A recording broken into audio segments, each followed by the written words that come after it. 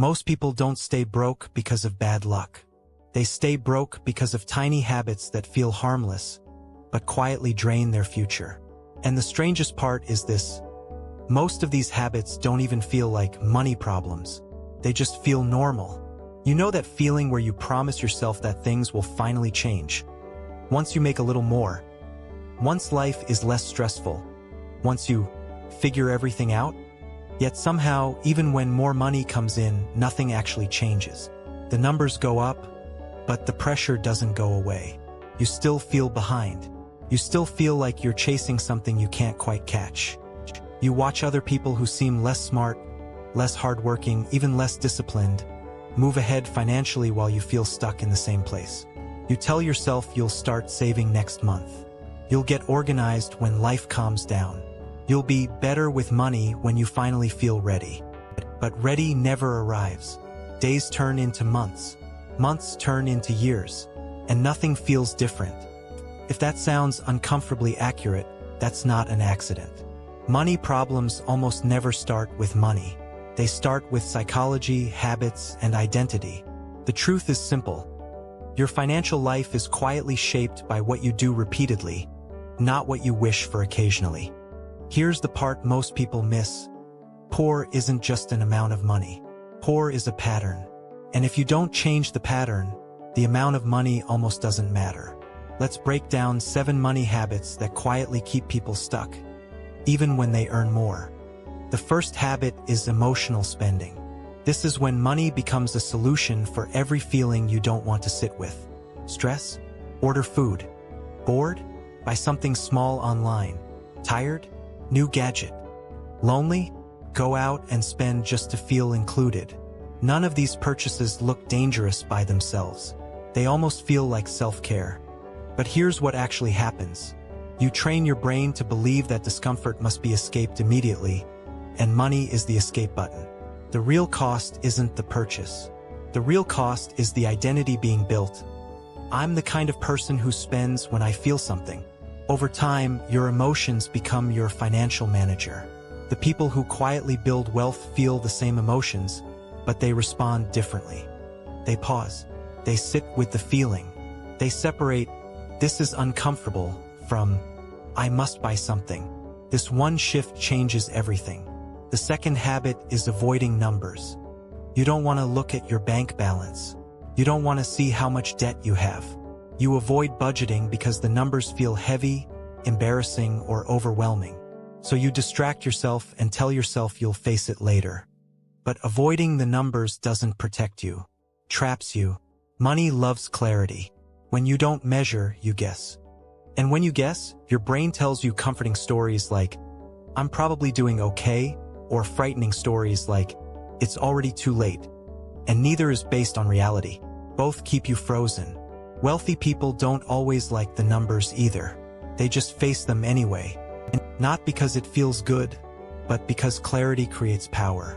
The moment you face the real numbers, you stop being blind and start being in control. The third habit is upgrading your lifestyle every time income rises. You earn more, so you eat out more. You get a raise, so you change your phone, your wardrobe, your apartment, and your habits to match it. Feels logical. You worked hard. You deserve it. But this quietly locks you into a loop where more money never equals more freedom. It only equals more expenses. This is lifestyle creep, and it's one of the most invisible traps. Your mind gets addicted to the new normal, and suddenly what used to feel like luxury now feels like basic. The problem isn't enjoying nice things. The problem is turning every increase in income into an increase in obligation. Wealth is not built from what you earn. It's built from what you keep. If every new dollar already has a job the moment it arrives, you'll never feel ahead.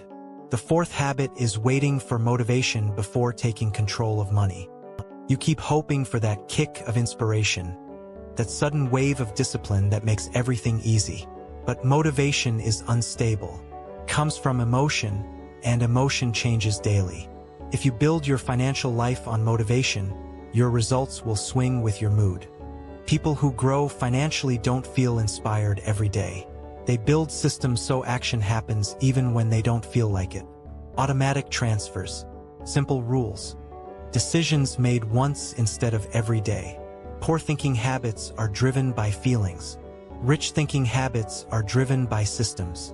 When you rely on motivation, you're basically telling your future, I'll take care of you whenever I feel like it. And your future self pays the price. The fifth habit is confusing appearance with progress. You want to look successful now. You want others to believe you're doing well. You want to feel the image before you actually build the foundation.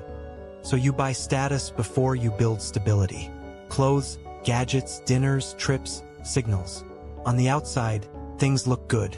On the inside, there's stress, debt, and no safety net. This is one of the most powerful psychological traps because it uses identity. You don't just want money. You want to feel like the kind of person who has money. But true financial strength is often invisible. It's boring. It looks like staying home sometimes. It looks like driving the same car longer than you feel like. It looks like saying no to things people expect you to say yes to. Real progress is quiet. Image is loud. A lot of people choose loud. The sixth habit is saying, I'll start later. Later when you're older. Later when you earn more. Later when life is less chaotic. Later when you finally understand everything. Later is one of the most expensive words you'll ever say. Time is the strongest wealth-building force you have. When you delay, you don't just lose money. You lose compound time, learning time, and identity time. Every month you wait, you rehearse the identity of someone who waits. And the longer you rehearse that identity, the more natural it becomes. Small, imperfect steps taken now beat perfect plans delayed for years. Wealthy people rarely start perfectly. They start early, learn while moving, and correct as they go. Waiting feels safe, but it quietly guarantees that nothing changes. The seventh habit is believing that how you feel about money now is permanent. Thoughts like, I'm just bad with money. I'm not a numbers person. I've always been like this.